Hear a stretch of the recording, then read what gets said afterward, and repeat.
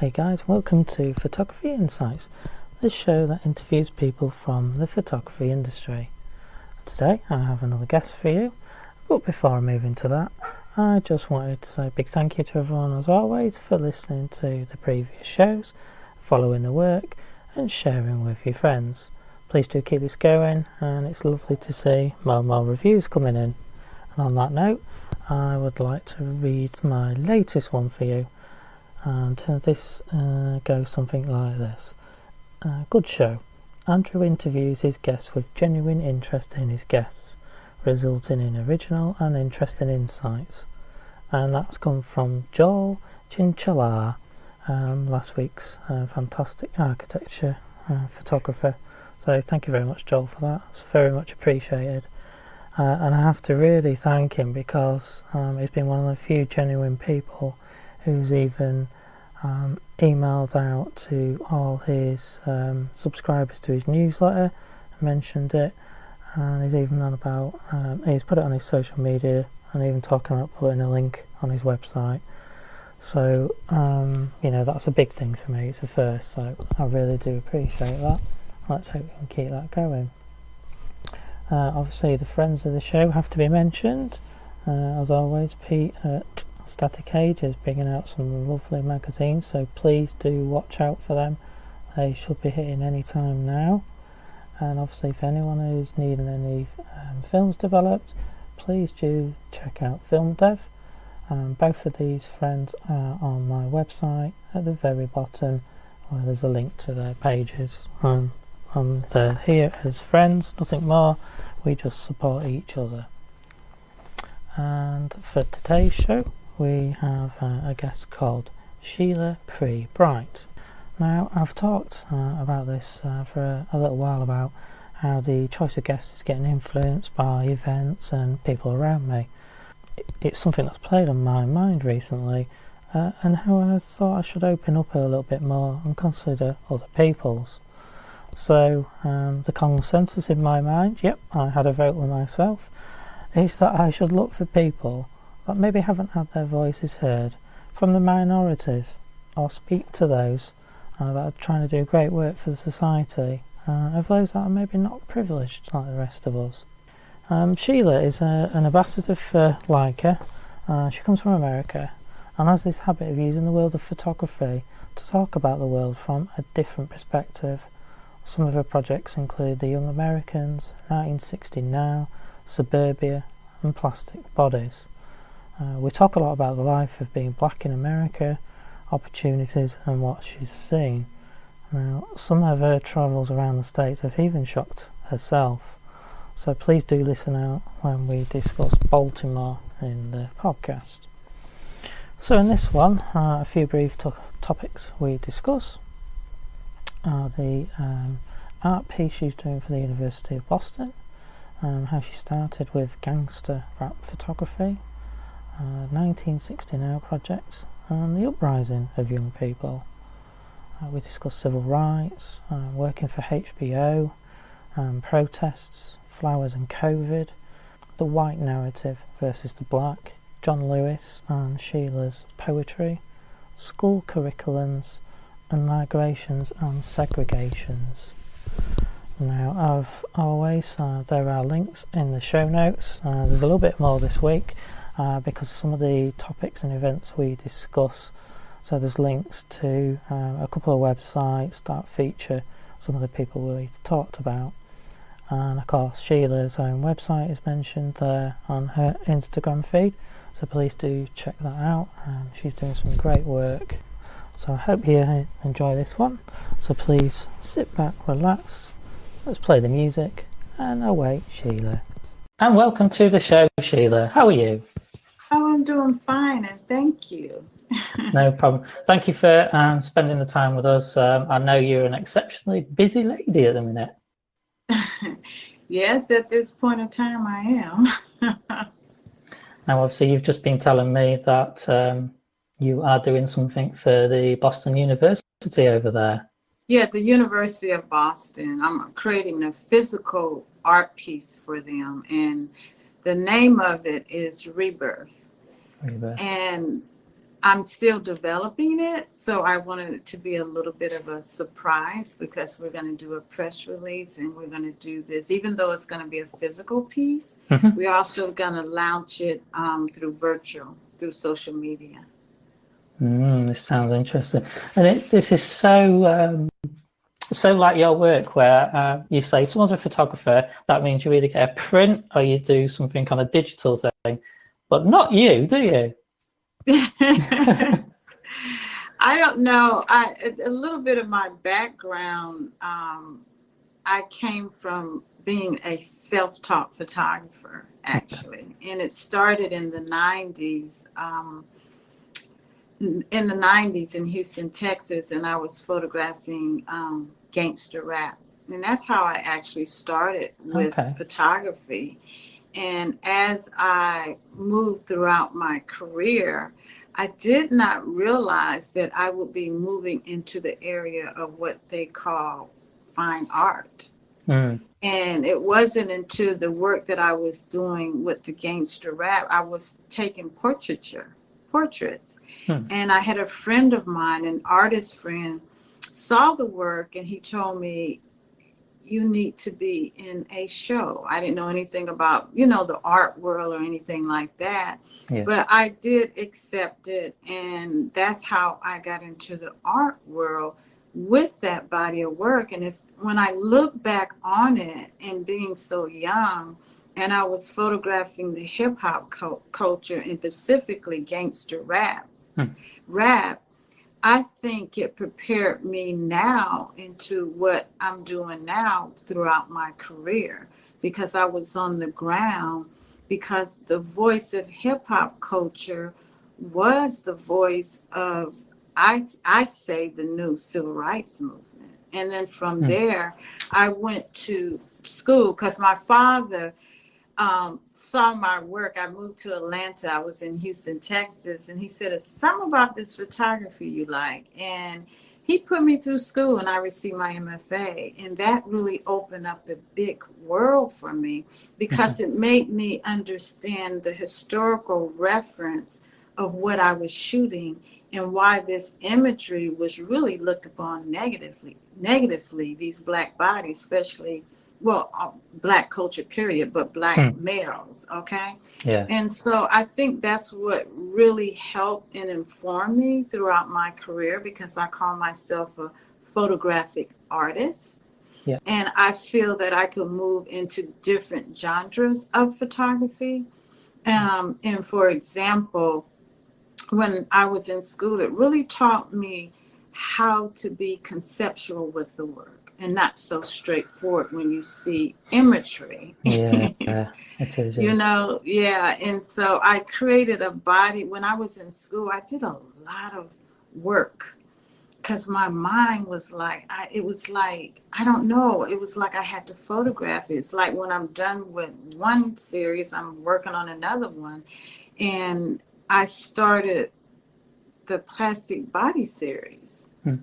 And that was dealing with women of color who, what you call the ideal, I don't know, I'm messing up right now, okay? It's an hard subject, I know. What I'm trying to say, I started looking at the Barbie doll, because the Barbie doll in Western culture, and quite frankly, globally so, was what women aspired to be, and that was the ideal, what you call beauty. So I started looking at women of color and how they could not fit those types of, from the hair to our features to everything. And that's how I started coming up and start really thinking about how I could be conceptual with that body of work. And I'm so glad that I was able to come from, if I could say it like this, from the ground to being conceptual, and now I'm back on the ground. And I'm in the mix of doing work on the ground, because I have a series called 1960 Now, in which I went to the ground to photograph what was going on when it came to the uprisings of young people. And it was started with Trayvon Martin. But one important piece, though, I started looking back at the young people during the civil rights movement, Hmm. and because I feel that it's going to take young people to change these Yeah. institutions, you know, and because if it don't, it's always going to grow. If you don't pull them up from the root, it's always going to grow back. So, but I was looking at the elders that were in the civil rights movement who were young people at that time, and Hmm. they did the same thing. So I engaged myself and took portraits of them. Hmm. And that's how I came up with the concept of 1960 Now, the series, where I took portraits of the elders and portraits of the young people, visionaries, activists, and I juxtaposed them together along with the work that I was photographing in the protests. I see. Right. Yeah, I get you thinking now. Yeah. Because I did sit and watch one of your interviews you'd done at a university over there, and you was talking a little bit about this project, and then you played the whole thing. It loses a little bit on YouTube because there's a bit of you, and then there's a little bit in the corner where it's actually playing the video. Oh, no, which one is this now? That was Here, let me. oh sorry, no, it was at the McClung Museum. I Saying that. can't remember. I have so many. It was a video of me speaking. Yes, yeah, they recorded you speaking to people in the audience, but then you played your video in the corner. Oh, okay, yeah. And I So actually put a video together with that too, showing the old and the new. yeah, It's that's like right. because the young people were like, we're fighting the same fights our grandparents and parents are fighting, Yeah, you know, it, that kind of thing. And like, so during this COVID period, I challenged myself about what type of other work that I was going to do. hmm, And I went back to more of a conceptual stance because I was hired by HBO. Because uh, I don't know if you're familiar with Atlanta, Georgia, and the child murders in the 60s, well, late 60s, early 70s, no, where black boys were being disappeared and they don't know why. They would okay, find them in the river or whatever. So HBO did a 5-part series documentary, and they wanted me to do a piece on that. And that's on my website when you go to my homepage. yeah, And I photograph a woman, and I digitally compose flowers, 30 flowers around her and 2 on her face. It represented the children that were found murdered back then. And I call it the rebirth of us.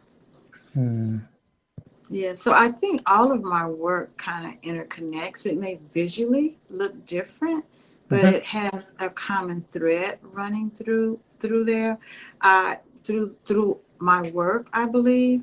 And because I did another body of work called Suburbia, yeah, and at that time, I'm always challenging myself as an artist, you know, mm-hmm, because I feel that I get bored real fast. And yeah, a lot of people tell me, well, how do you know when to stop? I don't know. It's just like I just know when to stop and to move on to the next. But right, I think that by me stopping those series of work, it's just informing the next body of work that I do. hmm. So is it like um, a vision of an idea that comes to you, and you think I need to do this, or do you think it just sometimes happens? You know, when I think about it, it's more about what I see in the culture, Hmm. pop culture, or anything. And I think that's what really drives me in my work and how I go about doing it, whether I want it to be straightforward as a street photography or document or a Hmm. conceptual piece. And I think that's what really drives me with my work right now. With in the midst of what's going on globally with COVID-19 Hmm. and the uprisings, the protests, I'm actually photographing flowers, and I'm challenging myself with that because I think it's very boring to me. But I feel that I put myself out there because I think that I can come up with something with that. And flowers can represent a lot of different things, situations, concepts. Yeah. Yeah, it's interesting that, because I'll just show you. This is what I've got in front of me. I don't know if you can make it out. So what is it? It looked like a cloud with little. It's a lumen print. Did you ever do them at school or as a child? Is it like a I think what you're talking about. Move it back some. Oh yeah, is it like a Cenotype or something like that? Yeah, it's cameraless technology, and it just uses the sun. So yeah. I did a lot of that when I was in school. When I was in grad school, I did a body of work on that. Yeah, well, I do it with my daughters. So this is just us playing. Okay. Never done it before, and flowers are obviously, in my garden everywhere. We're keen on growing our own veg, so we've done flowers and all sorts of stuff, and just flattened them and see what happens. You're right, because staying at home is really challenging. I think us as a photographer, because I'm upstairs. I'm in a house, but I'm upstairs in a room where I'm at the computer, and my window's over here to the right. And I started documenting what outside of my window, which is not like New York. It's just I'm in suburbia. It's just trees and houses, and I'm like, oh my God! But I actually is photographing that, and I think we as photographers and in the current situation is forcing us to kind of rewire and think about, not necessarily think, but to do different things with our photography. God, yeah. I think it has. I think some people are like at the opposite end to yourself, like we've said about wedding photographers. They need to practice and learn other skills.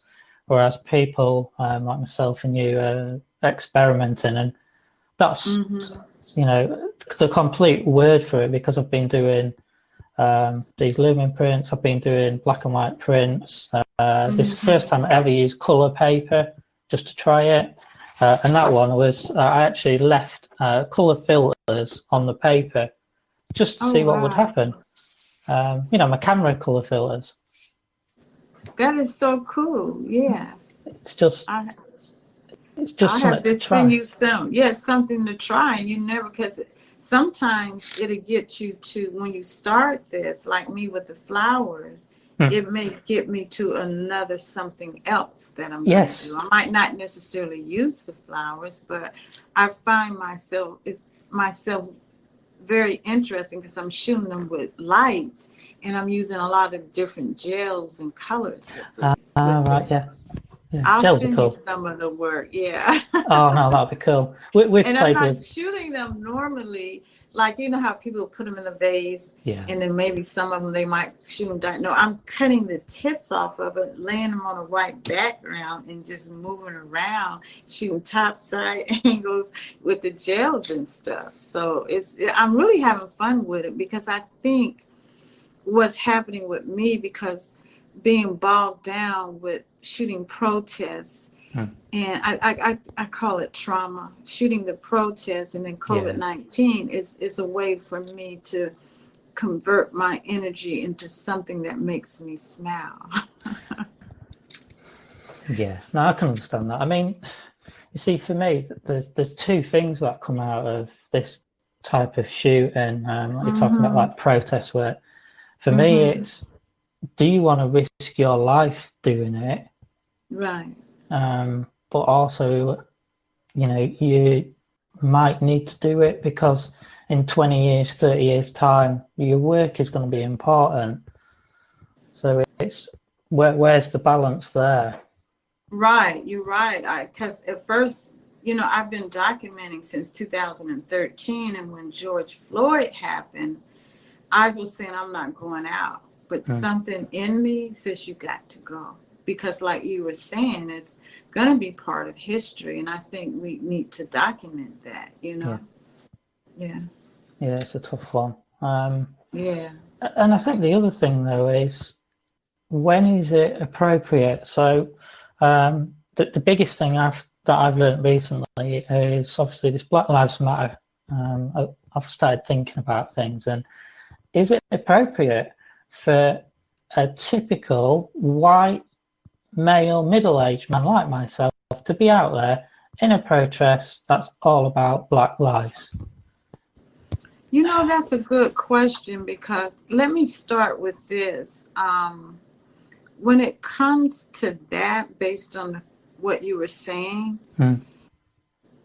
since the beginning of time, the white male narrative told everybody what they saw, and that's where we learned from. Okay.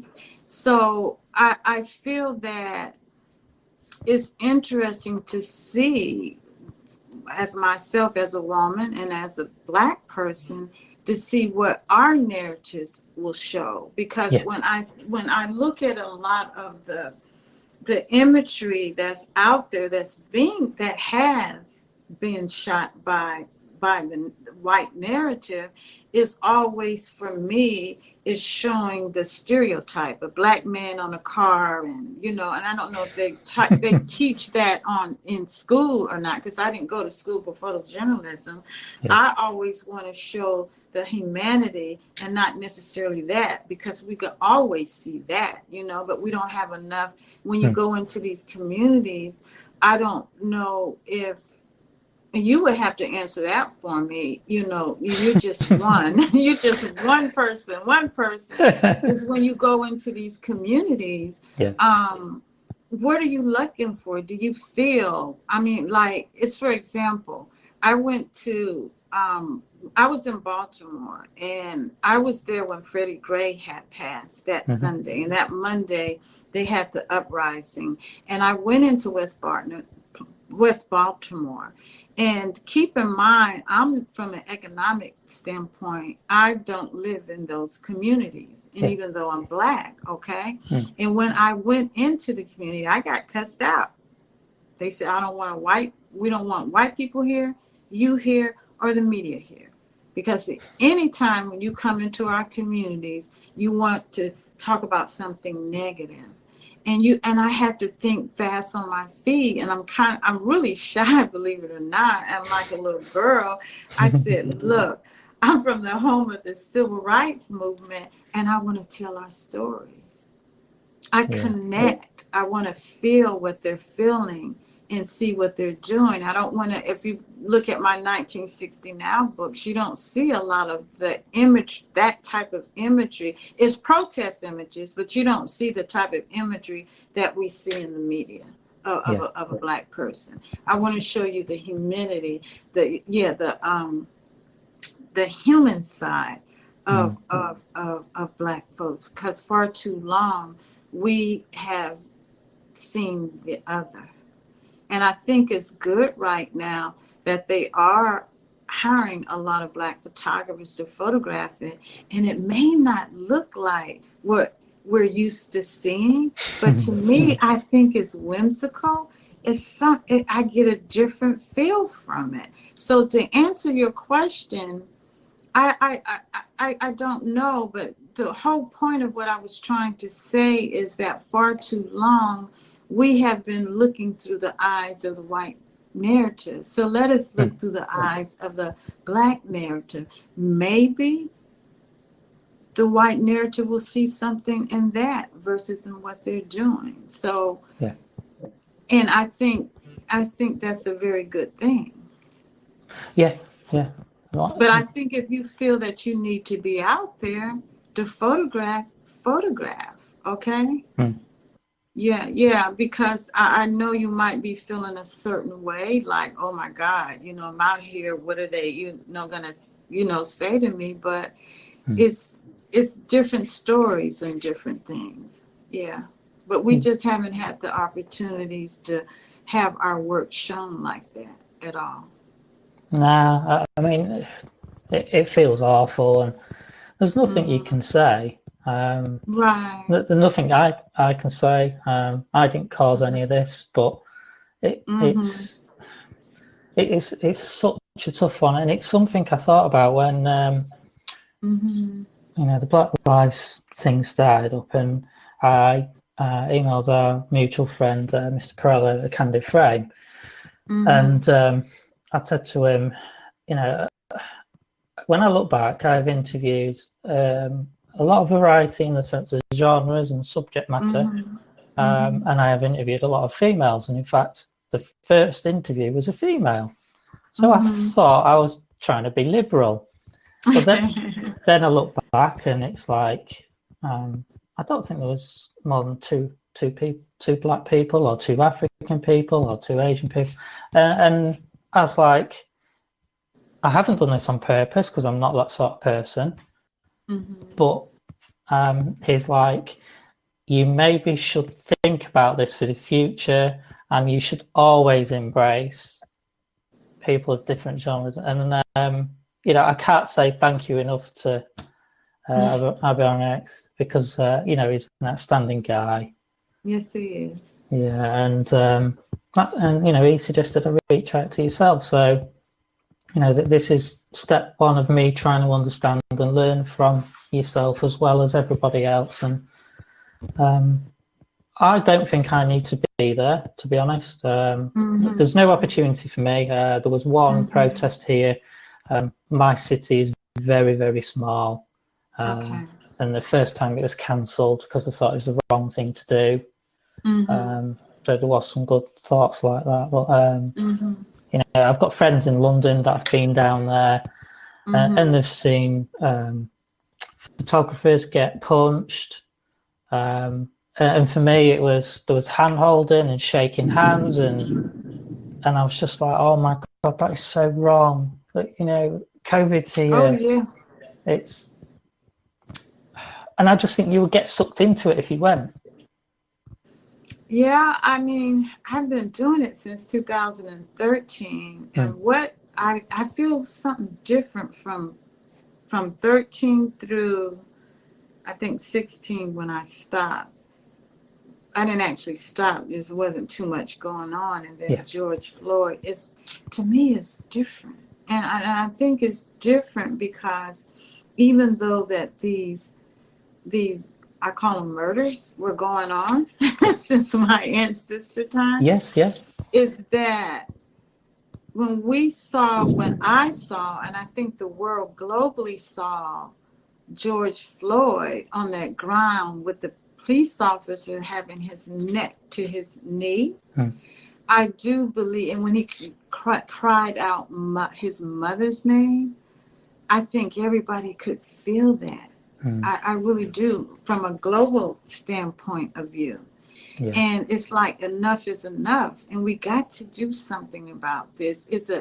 One thing about it though, race is very hard to talk about, but like you were saying, you're taking your first step, and I honor you for that. And I think we need more people to do that and to be honest and to really speak your truth, because if we don't know it, I don't know how to talk to you, because I do a lot of lecturing a lot to universities. A majority of the groups are whites, and I tell them all, I says, I don't really know you.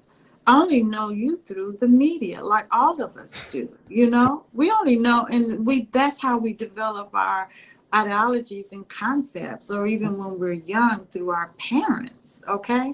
So I think that we talk at each other, but we really don't listen to each other because we are divided. And I know, especially over here, I guess probably say globally, but here in America, they use race to divide us, and that's why we cannot move forward at all. I have a friend, he's African, and he told me that when he came over here into America, he never felt his blackness as much until he came here. Wow. Till he came to America. And I was like, wow. So I think these conversations are needed. And I think these conversations through us as creatives and photographers, no matter what you're shooting, is to have an honest, brave talk about this so we can kind of move forward with everything. Yeah, no, thank you for your honesty there. You know, I always say I try and be real on the show because it's how I form my friendships and Mm-hmm. my reputation, and it's important to me because that's who I am.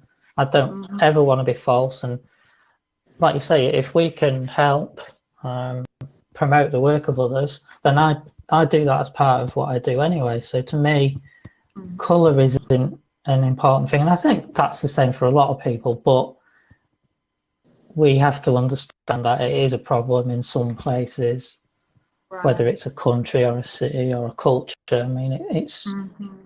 we all countries have their own issues, don't they? I mean, you know, the level of violence is so different over here. You know, a policeman will Mm-hmm. tell you to stop in the street. Mm-hmm. You know, they don't have weapons. It's you stay there because it's the fear of just being caught is enough because that's inbred in us as children. You say Mm-hmm. we'd never needed anything more. If we heard an older person shout at us, we knew we were in trouble. Right. I know my parents. Exactly. Parenting Right. is But yeah, everything. it's just so the culture is just so I don't know, but I really admire the young people because they are moving forward and Yeah. they want this change. And Gotcha. so I just hope that they don't stop and then we get complacent with it. But I think they are organizing, maybe not what people think that they are, but they are organizing, and they're organizing through social media because Mm. that's their that's their platform. You know, that is their platform. So I'm really enjoying everything that they're doing when I'm on the ground with them.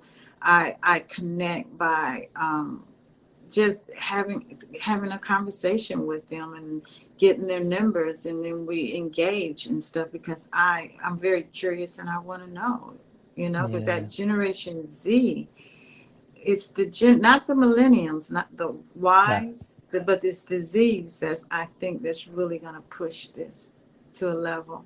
And I think that all of us is going to have to, we're being forced by spirit law to really, we're gonna have to do something different. I just know that we're being forced to do that. Well, yeah. I mean, maybe you might have to wait for a few months for, shall we say, a management change without going Yeah, too political. management change. Yeah. And That, one thing about the young people, if they don't like something, they'll put you on Front Street and social media and can bring you down. Yeah. yeah, Yeah, it yeah. can really bring you down. But I really enjoy um, the photographing of what I'm doing right now. I really do, because it's pushing me. It's like yesterday, because you know John Lewis passed, and they have this wall on Arbin Street in Atlanta, and it's a mural of John Lewis, and it has hero on it. And it's a memorial. They brought flowers and everything. So I went over Hmm. there yesterday to photograph it, and I got out of the car. It was only a few people there. I wanted early in the morning, you know, for the sunlight, you Hmm. know, to photograph it. And I started photographing.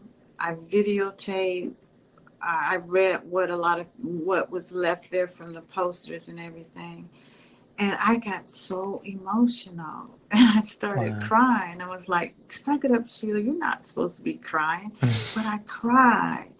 And what I did, and I've never done this before, when I got home, I went on Facebook and put 3 images up. And I made a poem. I written a poem. Never have before. Wow. That just shows how Yeah, powerful it was then. yeah, because I thought about my ancestors that were brought over here to this country. Yeah. I thought about the young people that had to grow up in Jim Crow era in the South. Hmm. And my parents are part of that era, and they're gone now. Both of my parents are. And I thought about the young civil rights people that were fighting these injustices. And then I Hmm. thought about the young people fighting the same thing. And so at the end of that poem, I talked about how John Lewis all this, I just kept saying, imagining their trauma. And at the end, I says, well, now he has found his liberation now. Yeah. Yeah, you have to go on, you on Facebook? Yes. Go on Facebook and, Okay. and see what I did. But to me, I've never done that before. And I've never opened myself up like that before. Because like I told you, I'm a very shy person, but the camera has allowed me to speak. Because when I was young, I would just stay. I have 3 other siblings. I would just stay in the room and just read. My father would bring me books. Yeah. And and even in my college years, I wouldn't talk to people a lot. But it was that camera. My last year in college, I picked up a camera and I took a photography class, and that's when it opened me up. So the camera speaks for me. Just shows that photography found you then. Yeah, photography actually found me. Yeah. I think that's one of the best things. And when it found me, it's changed me. You know, I've never done audio work, podcasting, nothing. It just happens. I don't have these plans in life or anything. Right. 93 shows later, I think it is. I'm still going, and I have probably more passion than I ever did. Oh wow! So when did you start? Podcasting about 18 months ago. Photography about 4 years ago, 5 years ago. Oh, okay. So very late in life, in theory, compared. Yeah, I was young when I started, but not as a child. It wasn't until my college years. Yeah.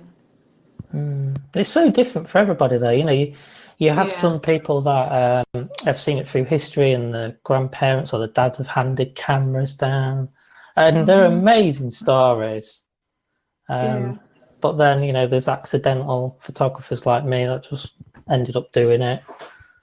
Well, you know, my father told me that I was going to do something creative because, you know, I'm a daughter of a soldier. In my early years, I lived in Germany. Okay. And I'll never forget, my father told me, he said, you're going to do something creative, but he didn't know what.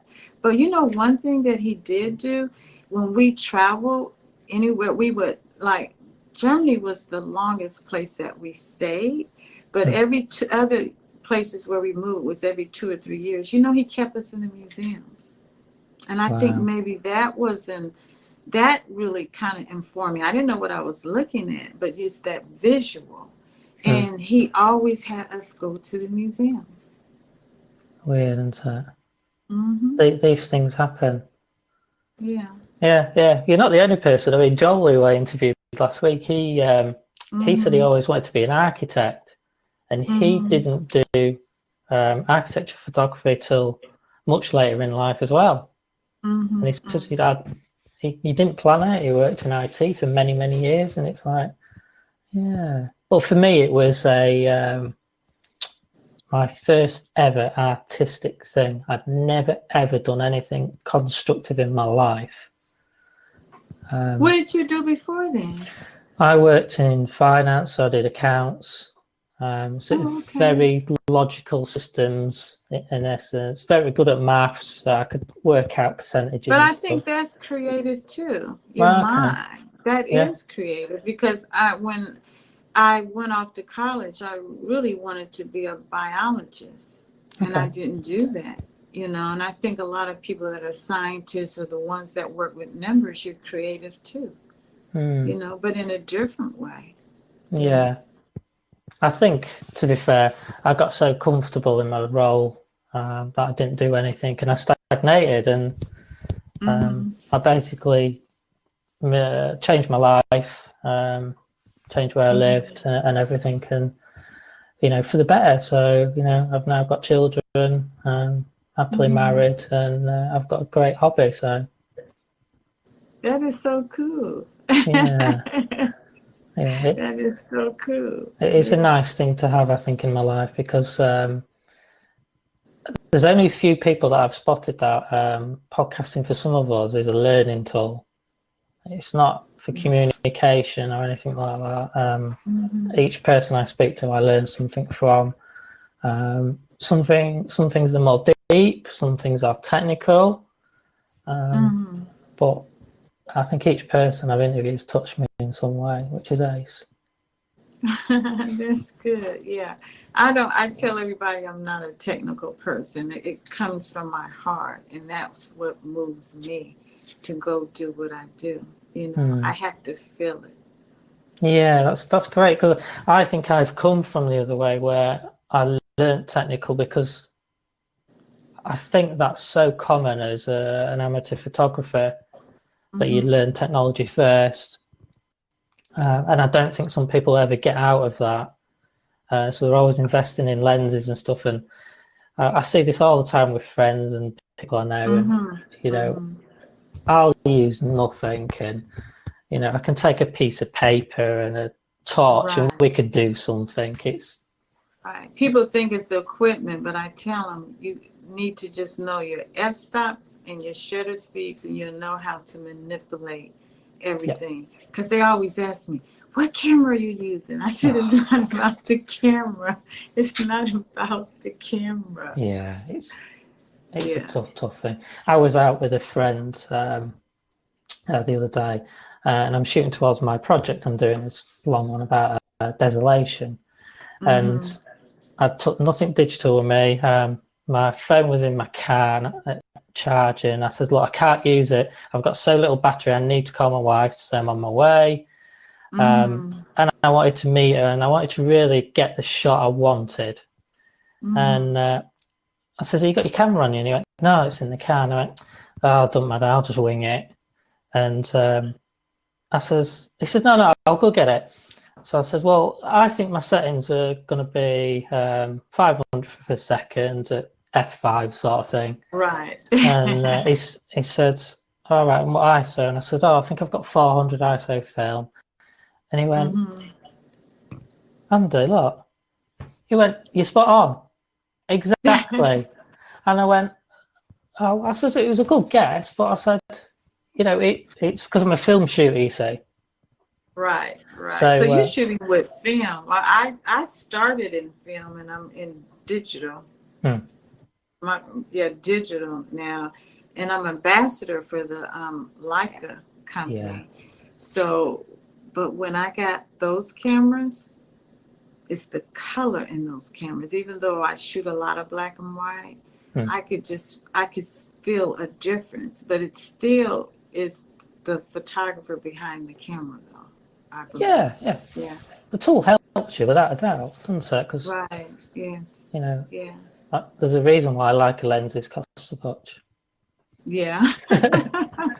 Well, I'm an ambassador, so I'm lucky to have those cameras because it's very expensive, aren't they? Oh my God, yeah. So the lesson I get is make sure you're an ambassador of Leica. Yeah, an ambassador of Leica, yes. Yeah. Definitely. I mean, a couple of things I wanted to obviously talk to you about was when you was doing that talk at the McLeod. What year was that? I don't remember. I've talked so much. I don't know. I'll have to look it up. It's something that I said that you want me to talk about? No, it's something you've already said. One of the biggest things that you said all the time was about Baltimore. Nearly every time you was like, this is a picture, it's Baltimore, and you seemed physically shocked at what was going on there.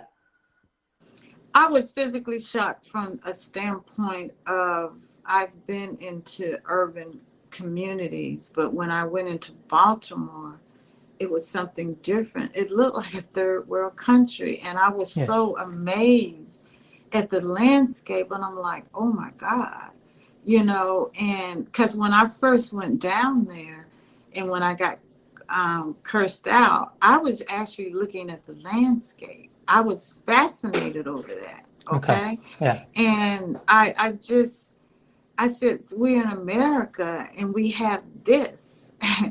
And it's Baltimore is just different. It's different from a visual standpoint for me. It was just different for me to go into the communities, you know. And I mean, they have like I call them the row houses, and they will be burnt and caved in, the roofs, and then people are living right here. And I'm like, this is crazy. It is crazy. And people don't understand. And then I would go out and hang out in the communities with Devin Allen and Kwame Rose. Those are young people. Devin Allen, he's the first African American that was on the front cover of Time magazine, an amateur. Oh, cool. And I was out with him and Kwame Rose, an activist. He's a young activist. And I'm a very visual person. So when we were out in the community, I just saw a lot. I saw the cave-in roofs that were burned. People were living, and then the young kids on the bikes, and they're going off on each other. It was just so much going on there. The food is like the food. When I think about the food in those areas, I was like acid thoughts, acid food. It was just amazing to me. I don't know why. You know, I live in Atlanta. I'm not from Atlanta. Yeah. I was born in the South, but I was not raised in the South. And the South was different for me to come in the South. I call my mother, because my father and mother were raised in the South, because they came from the Jim Crow era in a little town called Waycross, Georgia, 4 hours away from Atlanta. And when I came to the South in 2000 or 1999, I asked my mother, I said, what is going on down here? She said, you in the South. I wasn't used to that. Okay. So I don't know. I'm a very visual person, and Baltimore really had a profound effect on me when I was out photographing in Baltimore. It really did. And I was in Ferguson, but I didn't feel the same way in Ferguson like I did with Baltimore. Yeah, you can tell it definitely had this effect on you. Yeah, Without it had a different effect. And today, with just the protests, and even though I'm not traveling, I'm here in Atlanta photographing, it's having a different effect on me too, because it's different in the respect of you have more people, diverse people out there, and it's more young people, which I do like, but I also see a protest within a protest. Everybody has their agenda underneath the umbrella of Black Lives Matter. In which is very interesting. I just hope that we can, I don't know, that might be too idealism, about coming together, because I think that, I don't know if we will ever come to a place where we have equality for every man. I just don't know. I don't know. But I know that we got to keep trying to fight, John Lewis says, the good fight. Yeah. No, and it's interesting you said man there as well, because obviously, like over here, the fight for years has been equal rights for females. But that's more like pay scales over here, probably a bit of an opportunity as well. But it's like that. It's everything over here, from women to the pay to you've got everything. It's everything. Yeah, we have everything over here. Everything. Yeah. It's awful, and I can't comprehend it. I mean, how can I understand it when I've never seen it for myself in that sense?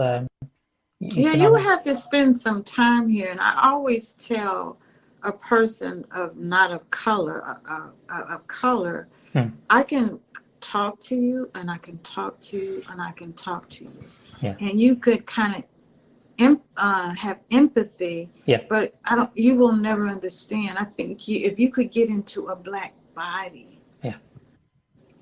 then I think you will understand, because we don't come always say this, a Black person, whether they realize it or not, we're born into a movement. Yeah.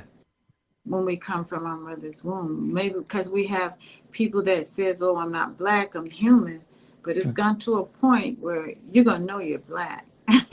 Yeah.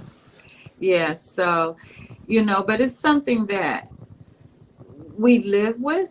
And it's like we just have to suck it up and move on. And it's always been like that from a child. I mean, when I lived in Germany, I didn't think, as children, you don't think you're different from anybody else. And we went into Germantown, and the German kids was calling us the N word. So, and that, I think that had a profound effect on me when I was young, because I didn't want to be Black. I wanted to be Jewish. To be honest, Germany, Jewish. Yeah. So, I don't know. I think a lot of things affect us when we're young, because I started reading about child psychology and how at the age of 3, you're beginning to form ideas about yourself. And then at the age of 6, you know who you are from that early age. Wow. And I was thinking that if I could use my art and what I've been doing and teach to the young kids, I think that would be really, really good. God, yeah. And those are one of the ways that I think moving forward, since I can't travel internationally or even state to state, is to create a curriculum with my work and see if the schools will allow me to come in and teach to the young people from secondary schools into the universities. That's what I've been thinking about a lot, because one thing that I do notice is, like, when I was doing a lot of the traveling, and these were at universities, the professors would always tell me, it's something about you and your work that the students will sit there, and usually after a lecture, they leave. They don't leave with you. They want to stay and ask questions and questions and questions. Yeah. And so if I could do that with the young people, because I've talked to young kids from 6 to 10, they are really engaged with the work. So I feel art is a way to really teach now. And we live in a visual culture, visual literacy. Yeah. Because that's what they see every day. All of us do. I think that's an amazing idea. Yeah. So, because I'm thinking about how, moving forward, how I'm going to deal in this world now, if we cannot come back on the outside. Yeah. And I think through this imagery, through arts, photography, because photography could be very powerful. I mean, it is the power of the image, and to use that as a visual to teach. Think about young people in technology. Their attention spans are not, they're constantly moving, What are you going to do to get their attention? Yeah, you're right. I mean, the kids and the younger generation are everything, and it's been seeing movement. I mean, I remember over here we had school children protesting about fees at university, and this has never happened. We've never seen children protest, and then to go to Black Lives, it's a fantastic thing to go along with, isn't it? Yes, we live in a world of they're the world changers. Yeah, and that's why I feel the creatives, photography, and the arts is never going to go away.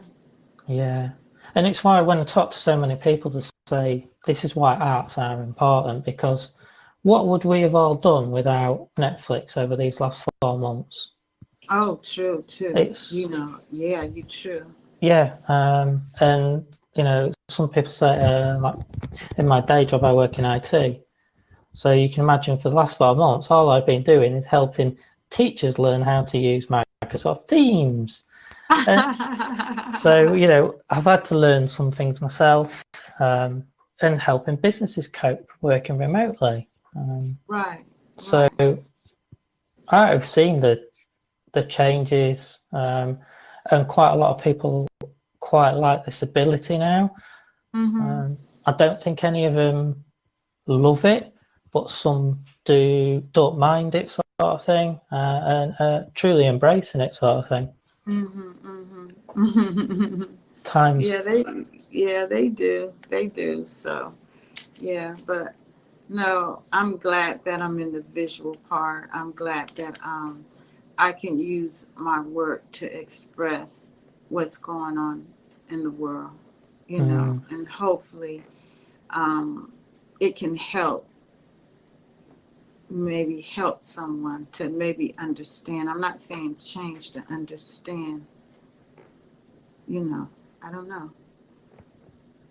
No, that's all you can do, though. And obviously, we've seen this all in your work. Like you say, all the projects you've discussed. I mean, I love the idea of the Barbie thing, because you're so right. It's a pink doll, wasn't it? I mean, Right. it wouldn't have even crossed my mind. You know, was there a black or an Asian action man? Of course there wasn't. Right. So it's just something we've grown up with, and I think some of this is where my parents' generation were lacking. They didn't have the education or interest in understanding other communities and cultures. You know, I'll be truthful. My parents would have been totally racist. It was a thing over here. We had a massive influx of Indians in the was it 60s, 70s? Oh, 60s, 70s? Okay. Yeah. So I was brought up, I went to a school, that was probably 50% of my class would have been from Pakistan or India.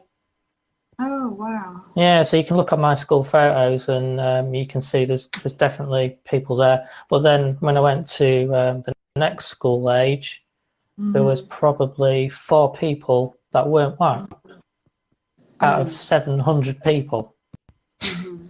So totally, you know, because everybody who was from Asia went to one school, because that's where all their families went to. Oh, wow. Oh, okay. So what do you think that taught me? Segregation.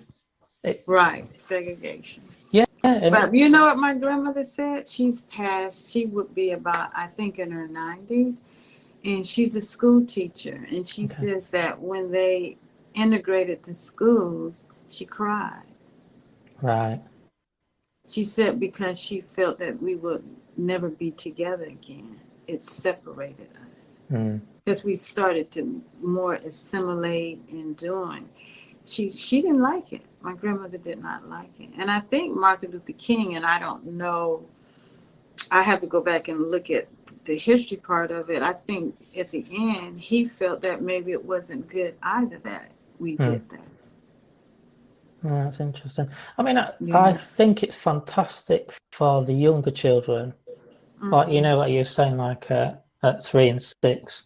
I mean, a 5 and 6-year-old, you put them together, they don't even look at anything like that. Do you want to play with me? So, well, you know, that generation is more diverse generation in history, because with my mother's generation was silent generation, black and white. I'm talking about in America.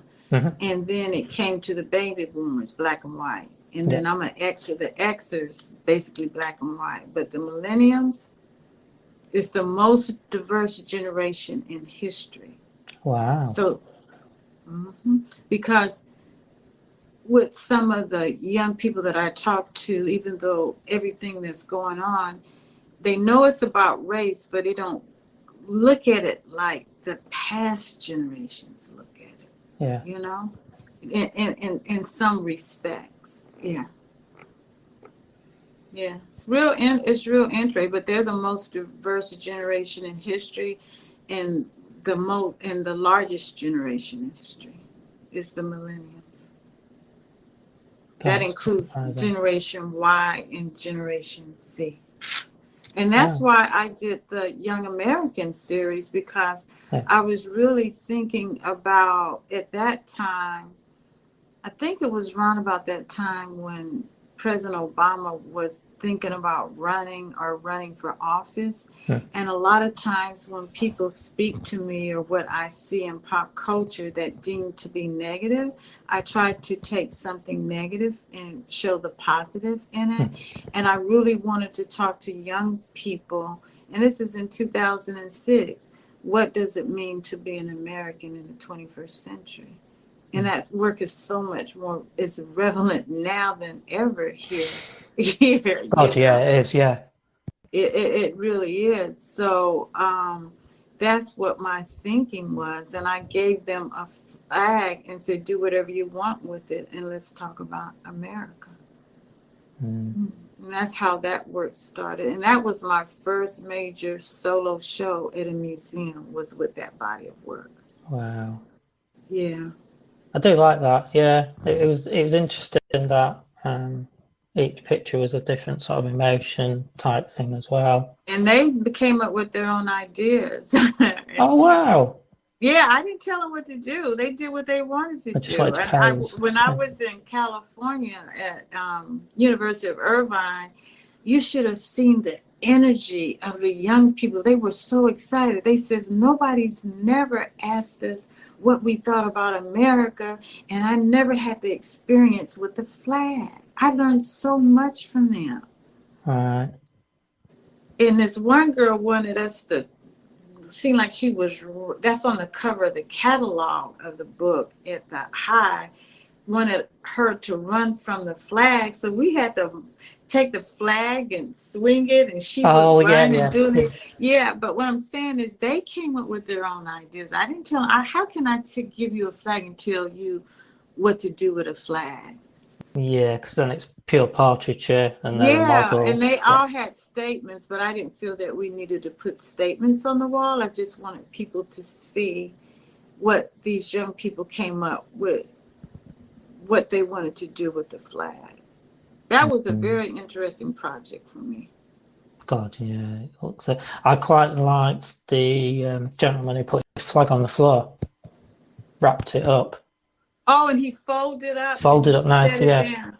That was Colin, and I was in, I forgot where I was, somewhere in the South, somewhere near Memphis. I can't think of the name of this. Winston, South Carolina. And he was very quiet. And I asked him what he thought about being American. He looked at me. He folded that flag up very carefully in that square. And he sat it down. He put his hands in his pocket and he looked away. And that's when I clicked the photograph. Because when I photograph people, I don't do a lot of talking. I'm looking to see what they're doing, and then I photograph. And that was I knew that was the image.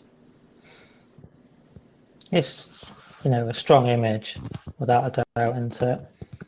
Yeah, so it was amazing, that project, because I went from California to Connecticut down through the South. I didn't go up to South Dakota. And I went to an Indian, Native American, not Indian, Native American, I talked to the chief, and they were going to allow me to have one of the young ladies to come and photograph, but we never could hook up, and I had to leave because I feel that was very important to have a name. Yeah, that would, yeah. I mean, to be honest, that sort of project would work over here now because we're coming out of Europe. There's been this divide about are we Great Britain? So Great Britain's got a flag, and then there's the English flag. So it's some people don't like the idea of the English flag.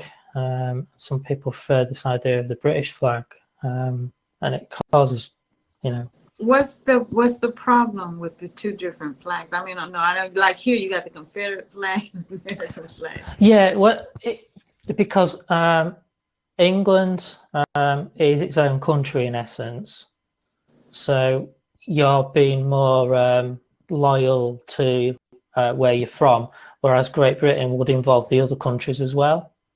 Okay. So that would include Scotland and Wales and Ireland, sort of thing. Oh, So okay. it's more communal, you know. So it's and they have their own parliaments as well, but we are still part of the same thing. We have a lot Oh, of so long it's history messed as up. well. Wow. Mm. So everything is happening globally with God, yeah. everything now. Everything. I know. Where do you start? There's a topic in the how's COVID affected this? And I think it's going by, I don't talk like this, but I think it's spirit driven. No yeah, matter what, because it's not like in one country. This is globally. mm. Yeah. It's scary stuff. It's scary times. I mean, Mm-hmm. we've just got to pray. Right. Our scientists break the usual Mm-hmm. timelines and come up with something to help us all. So, Right. Right. um, but right, well, I think we are through the main part of the interview, Sheila. Okay. I'm not sure if you've been told, but I like to put my guests through my random questions. Okay. So this is just a bit of fun we have with some very Okay. stupid things from this mind of mine. Okay. Okay, so if you could have one feature of the animal world, what would it be? For You said instance, a feature? Oh, go ahead. yeah, I'm sorry. so the speed of a cheetah, the prowess of a lion, the longevity of a tortoise, or something else. The lion. The proudness of the lion. Yeah, I think that's suit you, wouldn't it? Yeah, this the lion. If somebody asked me something, I was talking about the jaguar. So Oh, it's the okay. lion. It's the Okay. lion. I like that. Oh, cool. Um, if an orange tastes of orange, why doesn't a strawberry taste of straw? Because it's GMO. Oh, it's been modified, right? Okay. Yeah, that's very typical now, isn't it? Yeah, it's very typical now. Because God, the yeah. orange tastes of orange, yeah. That's what came to my mind at first. That's what I like. That's why I ask stupid questions. Okay, your next one. Uh-huh. If the moon was made of cheese, what flavor would it be? Wow. And it has to be a flavor. What's your favorite Lemon. cheese? Lemon. My favorite cheese, I don't eat cheese. Oh, okay. That's the wrong question then. Okay. Yeah, I don't eat cheese. Yeah. Oh, but it'd be lemon for you then. Yeah, lemon. Yeah. Lemon's my favorite too. I love lemon. Yeah. Yeah, lemon cake. I do love it. Yeah. Your final one. What is the best thing in a children's playground? What's the best thing in a gym? Do they have playgrounds? Mm. Was it the swings when you were smaller? Was it climbing frames? No, it was the swings. It was the swings. It was the swings, yeah. And I plus, think I didn't play a lot. I'm telling you, I was in the room always reading books. Yeah. My siblings would tell me, they used to get mad at me because I went, but it was the swings. Because when you swing and go up, it takes you somewhere else. You know, you're swinging and you go up, you know. I probably would like to go do that when you make me think about that. That might be, I need to put that on my to-do list. You should do. I do it. I do it with my daughters. Yeah, I'm going to go swing because I haven't done that. I'm glad you mentioned that. Fantastic. There you go. I've had some positive effect on you. Yes, because, you know, when I think about a playground, I haven't been to a children's playground, but I'm thinking they do have swings, but then they have these little things when I was growing up that you go in and slide down on and stuff. Yes, yeah. That's You know, right, but yeah. it's the swings, because swings to me is freedom, makes you feel. Yeah, we used to sometimes have ropes onto a tree, you know, in the woods. Or Oh wow. yeah, you could do it anywhere. Yeah. Yeah, it's the swing. Yeah, I think it'd be swings. Yeah, because the slides, over and done with fast. Thank you so much for surviving. Thank you so much for, I like the candid conversation, and let's stay in touch. And anything else that you need, just email Alicia, because I'm ripping and running, and she'll get you everything that you need, okay? No, that's cool. Do you want to tell everyone where to check your website and your social feeds? Yes, my website is SheilaPreeBright.com. My Instagram feed is She Pree Bright. It's ShePreeBright.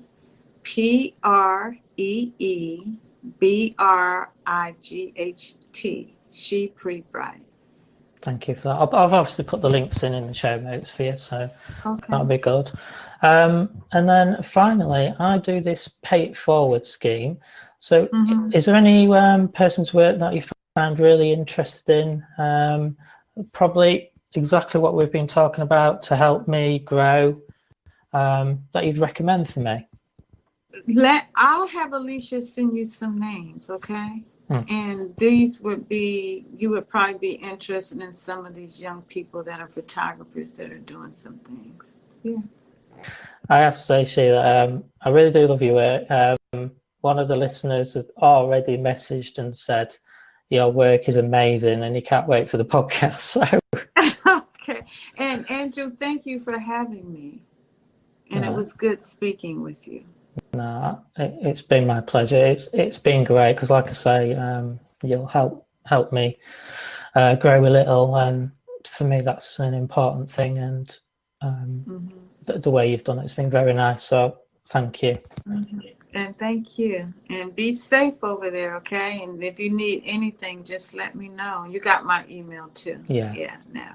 Okay. Thank you very much, Sheila. You take care. You take care. Okay. Much love. Bye. Bye-bye.